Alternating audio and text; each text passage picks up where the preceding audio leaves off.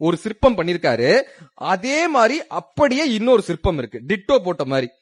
இத பாக்குறவங்க கேக்குறாங்க, இந்த 2 சிற்பத்தையும் கோயில்ல வைக்க போறீங்களா? இல்ல இல்ல, ஒரு சிற்பம் சிதிலம் அடைஞ்சிருச்சுன்ற.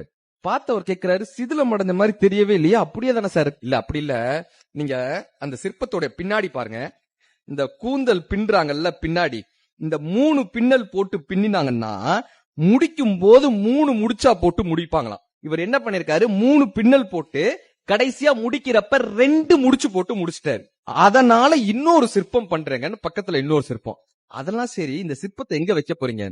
80 அடி கோபுரம் இருக்குல்ல, இந்த 80 அடி கோபுரத்துல 80வது அடியில இந்த இடத்த வைக்க போறேன், இந்த சிற்பத்தை வைக்க போறேன்.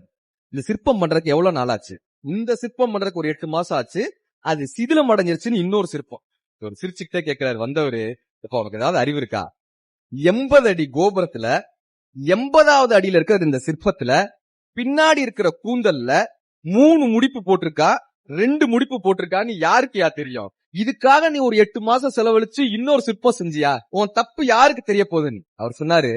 எனக்கு தெரியுமேங்க, நான் ஒவ்வொரு முறை அந்த கோவிலை தாண்டி போகும்போதும் என்னுடைய வேலை சரியில்லைன்ற ஒரு கோபம் எனக்கு வருமே.